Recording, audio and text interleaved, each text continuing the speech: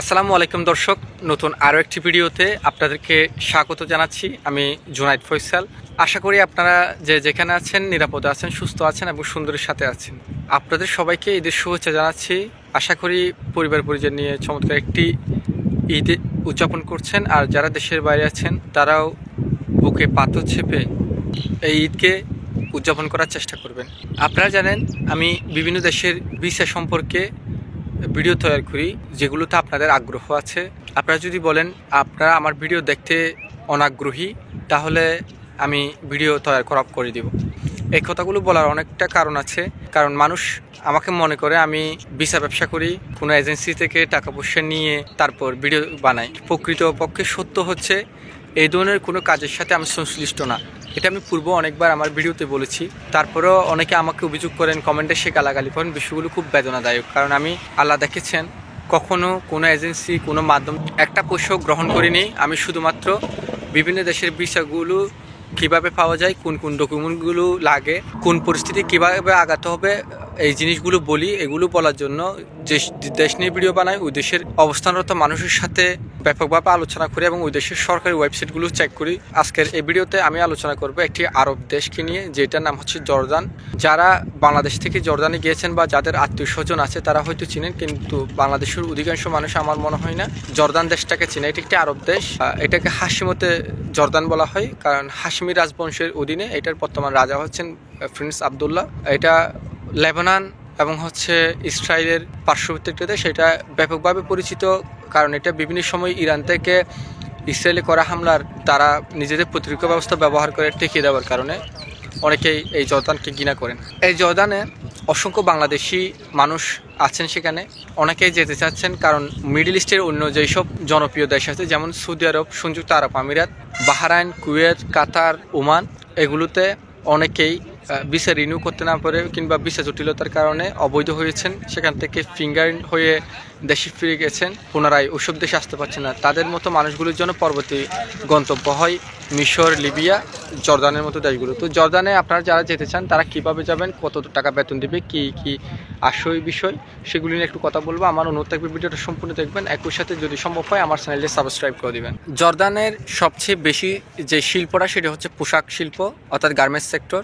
বাংলাদেশের যেসব মানুষ সেখানে আছেন কিংবা আশেপাশে যেসব ফিলিস্তিন কিংবা লেবানন থেকে মানুষ সেখানে গেছেন, সবাই আসলে গার্মেন্টসে কাজ করে। তো গার্মেন্টসের কাজের উপর যদি আপনি দক্ষতা থাকে কিংবা গার্মেন্টসের যেই মেশিনারিজ কাজগুলো আছে, শুধুমাত্র আপনি যদি কন্ট্রোল চেকিং বা যেই কাপড়ের মান নিয়ন্ত্রণের যে চেকিংগুলো বাংলাদেশে হয়ে থাকে সেই পোস্টগুলোর জন্য না, আপনি যদি গার্মেন্টস সেক্টরে যে মেশিনগুলো আছে সেগুলো কোনো একটির উপর পারদর্শী হন, তাহলে আপনি জর্দানে যেতে পারেন।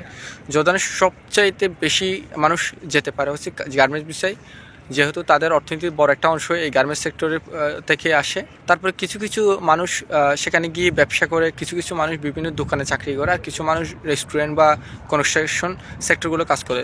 তো আপনি যদি তুলনা করেন সেটা হচ্ছে আপনার 85% গার্মেন্টস সেক্টরে, আর বাকি সব সেক্টর মিলে হচ্ছে 15% মতো মানুষ সেখানে অন্য কাজগুলো করে। এই মুহূর্তে অর্থাৎ 2025 সালে জর্দানে গার্মেন্টস সেক্টরে যেটা ফ্লেন মেশিন আছে, এই ফ্লেন মেশিনের উপর যারা দক্ষ তারা যেতে পারেন। এই ধরনের কাজের জন্য অনেক শ্রমিকের দরকার, অর্থাৎ ফ্লেন মেশিন এক্সপিরিয়েন্স যারা আছে, স্কিল, তারা এই সুযোগটা কাজে লাগাতে পারেন। এই জর্দানে যান, তাহলে বেতন পাবেন বাংলাদেশি মুদ্রায় 20 থেকে 25,000 টাকা। এখানে অবশ্যই একটা কথা বলে রাখি, আপনার ফুড এবং অ্যাকোমোডেশন অবশ্যই কোম্পানি বেয়ার করবে। যারা যায় তারা এভাবে যায়। এটা অবশ্য আপনি যদি 8 ঘন্টা ডিউটি করেন, এরপর যদি মনে করেন 8 ঘন্টার চেয়ে বেশি ডিউটি করেন কিংবা অফ ডেতে ডিউটি করেন, সেক্ষেত্রে আপনি 11-12 ঘন্টা ডিউটি করতে পারবেন প্রতিদিন। এইভাবে করলে আপনি 40 থেকে 45,000 টাকা বাংলা টাকায় দেশে পাঠাতে পারবেন। টাকা খাওয়া তো কোম্পানি দিবে। এখন অনেকে প্রশ্ন করতে পারেন, ভাইয়া জর্দানে যেতে চাইলে কতদিন সময় লাগে? জর্দানে যেতে চাইলে আপনার 2 মাস হাতে রেখে আগাইতে হবে, কারণ ভিসার বিষয় অনেক সময় অনেক ধরনের হয়। আর খরচের বিষয়টা হচ্ছে জর্দানে আপনি যদি কাজের বিষয়ে যান, সেক্ষেত্রে আপনার 3 লাখ থেকে 3.5 লক্ষ টাকার মতো খরচ হবে। কারণ হচ্ছে আপনার সংযুক্ত আরব আমিরাত, ওমান কিংবা সৌদি আরবে যে প্লেন টিকিট, এক্ষেত্রে জর্দানে বাংলাদেশ থেকে ফ্লাই করলে একটু বিমান টিকিটটা 70-80 হাজার টাকা হইতে পারে, কারণ হচ্ছে এটা প্রায় সৌদি আরব থেকেও 3-4 হাজার কিলোমিটার পশ্চিমে। বাংলাদেশ থেকে তো প্রায় 12-14 হাজার কিলোমিটার দূর আমার যদি ভুল না হয়ে থাকে। তো সুতরাং যেহেতু বিমান ভাড়াটা বেশি আর ম্যান পাওয়ার এটা সেটা সব কিছু যেহেতু বৈধ কোম্পানিতে যাবেন, আপনার 3 থেকে 3.5 লক্ষ টাকার মতো খরচ হবে। যদিও এইটা অত টাকা না, কিন্তু আপনারা জানেন বাংলাদেশ এজেন্সিগুলো দান্দাবাজি করে, তারা এটা বিভিন্ন কাস্টমার মারফতে। এখন কিভাবে যাবেন এটার উত্তর হচ্ছে বাংলাদেশে অনেকগুলা রিক্রুট লাইসেন্সদারি এজেন্সি আছে, RL নাম্বার যাদের আছে, এই ধরনের এজেন্সিগুলো জর্ডানে লোক নিয়ে যাওয়ার জন্য কাজ করে। এছাড়া আপনাদের কোনো বন্ধুবান্ধব থাকলে অথবা যারা ওখানে ব্যবসা করে তারাও আপনাদেরকে নিয়ে যেতে পারে। তবে আমার বিশেষভাবে অনুরোধ থাকবে, আপনারা গেলে অবশ্যই কোনো কোম্পানির মারফতে যাবেন। সেক্ষেত্রে আপনার হেলথ ইন্স্যুরেন্স থেকে শুরু করে ফুড অ্যাকোমোডেশন সবগুলো কোম্পানি দেবে। দেখা যাবে কি আপনাকে এয়ারপোর্ট থেকে যদি কোম্পানি রিসিভ করে আপনার কাজ নাই, বেতন দিবে না, কিন্তু থাকা খাওয়া তো আপনাকে ম্যান্ডেটরি দিতে হবে, হেলথ ইন্স্যুরেন্স দিবে, আপনার অসুখ করলে সমস্যা নেই। আমরা দেখি কি আরও বিশ্বের অন্য দেশগুলোতে গেলে শুধুমাত্র এই কোম্পানি পিছিয়ে না যাওয়ার কারণে চিকিৎসা করাইতে পারে না, অনেক ঝামেলা আসলে। আরেকটা বিষয় হচ্ছে জর্ডানে তেমন একটা পুলিশি ঝামেলা নেই, যার কারণে সেখানে অনেকে অবৈধ হিসাবে থাকেন। আমরা দেখি কি মিডল ইস্টের অন্য দেশগুলোতে পুলিশ ধরে দেশে পাঠিয়ে যেমন সংযুক্ত আরব আমিরাতে বর্তমানে পরিস্থিতি খুবই ভয়াবহ। তো এইরকম কোনো ঝামেলা কিন্তু জর্ডানে নেই, যার কারণ হচ্ছে জর্ডানে আপনারা যাওয়ার পর যদি আপনাদের ভিসা মেয়াদ চলে যায়, ভিসা রিনিউ করতে নেবেন, সেক্ষেত্রেও কিন্তু সেখানে থাকা যাবে। সেখানে অনেক বাংলাদেশি আছে, অনেক ফিলিস্তিনি লেবানিস আছে যারা কিনা অবৈধভাবে জর্ডানে কাজ করছে। এখন অনেকে প্রশ্ন করতে পারেন জর্ডানে কোন ধরনের কোম্পানিতে যাবেন। আসলে জর্ডানে তো কোন কাজ বেশি হয় সেটা বলেছি, এবং এই ধরনের কোম্পানিগুলোর মধ্যে যেগুলো ওয়ার্ল্ড ক্লাস কোম্পানি সেটা হতে পারে H&M সহ আরও যেগুলো ওয়ার্ল্ড ক্লাস রিপুটেড গার্মেন্টস সেক্টরের কোম্পানি আছে, আপনারা তাদের কোনো কোম্পানি যাইতে পারলে আপনার ভালো সুযোগ সুবিধা পাবেন। কারণ হচ্ছে মাল্টিন্যাশনাল কোম্পানিগুলোতে আন্তর্জাতিক লেবার আইন যেটা আছে ওটা মেনে চলার কারণে অনেকগুলো সুযোগ সুবিধা পায়। আসলে যারা এই ধরনের বড় কোম্পানিতে কাজ করেন তারা জানবেন, বা যারা করেছেন অতীতে মিডল ইস্টে।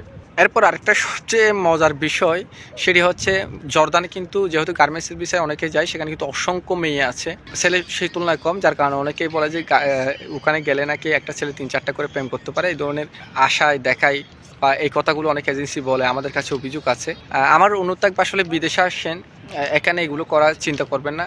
দেখেন গত পরশু ঈদ গিয়েছে, এখানে ঈদের দিন ভোরে যখন মানুষ নামাজ পড়তে যাচ্ছে, আমি ভোর 4:30টায় ডিউটিতে গিয়েছি। ঈদের দিন আমার 8 থেকে 10 ঘন্টা ডিউটি করতে হয়েছে, এর পূর্ব দিনে আমি 14 ঘন্টা ডিউটি করেছি। সুতরাং এত কষ্ট করে এখানে মেয়ের পেছনে দৌড়ানোর মতো সময় না। আর যদি মনে করেন একটু মাস্তি করবেন সেটা করতেই পারেন, এটা কিন্তু সত্য। ওখানে অনেকগুলো গার্মেন্টসের লোক থাকার কারণে হচ্ছে গার্মেন্টস সেক্টরে মেয়েদের কাজ করার কারণে সেখানে ছেলে কম থাকায় মেয়েদেরকে পটানো সহজ, কিংবা সেখানে মেয়েটাই পাওয়া যাবে, এটা স্বাভাবিক বিষয়, কিন্তু এটা আশা করবেন। আর একটি প্রশ্ন অনেকেই করেন, সেটা হচ্ছে যদি জর্ডানে যাইও কোন শহরগুলোতে গেলে ভালো।